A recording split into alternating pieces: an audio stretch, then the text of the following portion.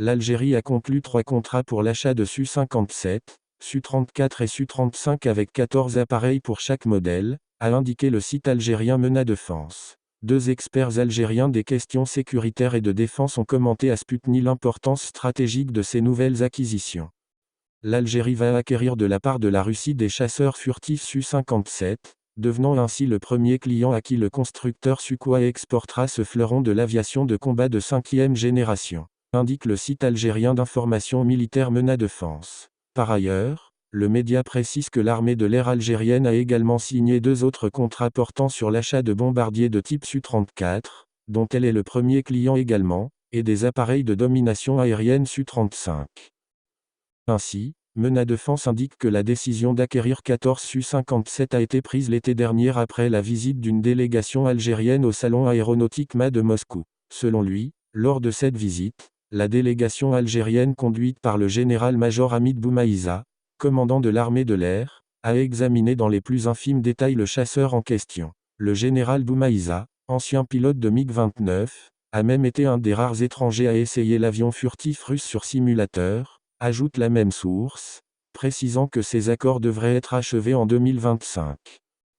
Par ailleurs, le média indique que les forces aériennes algériennes ont conclu 2 autres contrats relatifs à l'acquisition de 14 bombardiers à long rayon d'action Su-34 et de 14 appareils de domination aérienne Su-35.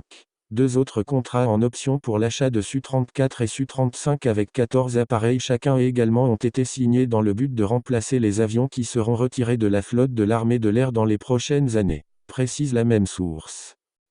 En 2025, l'armée de l'air algérienne sera en mesure de déployer 2 escadrons de Su-30 MKA, un autre de Su-57, un de Su-35 et un de MiG-29 M2. Elle a également en sa possession 2 escadrons de Su-24 modernisés et un de Su-34 pour la flotte de bombardiers, rappelle le média, soulignant que la formation des pilotes se fera avec des Yak-130. Quel impact stratégique pour ces acquisitions ? Dans un entretien accordé à Sputnik, Akram Kariev, expert des questions sécuritaires et de défense et rédacteur en chef et éditeur du site Mena Défense, a affirmé que c'est l'apparition de F-35 dans la flotte italienne qui a motivé la prise de décision rapide de l'Algérie.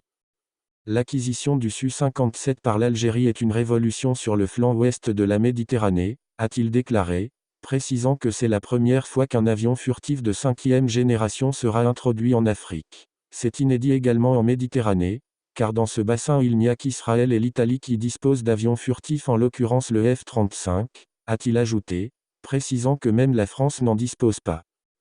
Et d'ajouter, M. Kariev a expliqué que l'importance stratégique du Su-34 réside dans le fait que cet avion est un bombardier à long rayon d'action capable de mener des opérations à des milliers de kilomètres, ce qui étend les possibilités offensives de l'armée de l'air algérienne. Le Su-34 est également un avion qui est capable de se défendre lui-même et qui n'a pas besoin d'être accompagné, a-t-il indiqué, rappelant qu'il a fait ses preuves dans la guerre en Syrie.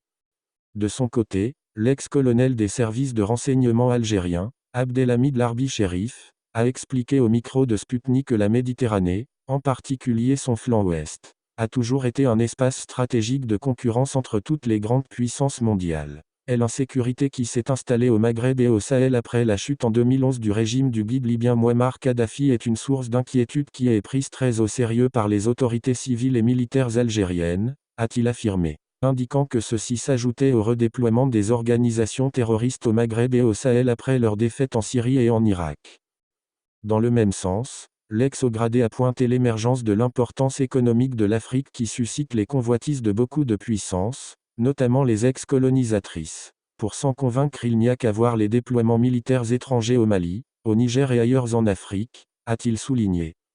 Partant de ce constat, M. Larbi Cherif a expliqué que l'Algérie qui ne participe à aucune alliance militaire entend par l'acquisition de ce genre d'armement, comme les Su-57, les Su-34 et les systèmes de défense antiaérienne tels que les S-300. Maintenir l'équilibre militaire à même de lui permettre de défendre son intégrité territoriale et ses intérêts vitaux. Car bien que le projet américain du Grand Moyen-Orient ait échoué pour l'instant, rien ne dit qu'il ne reviendrait pas sous une autre appellation, a-t-il conclu.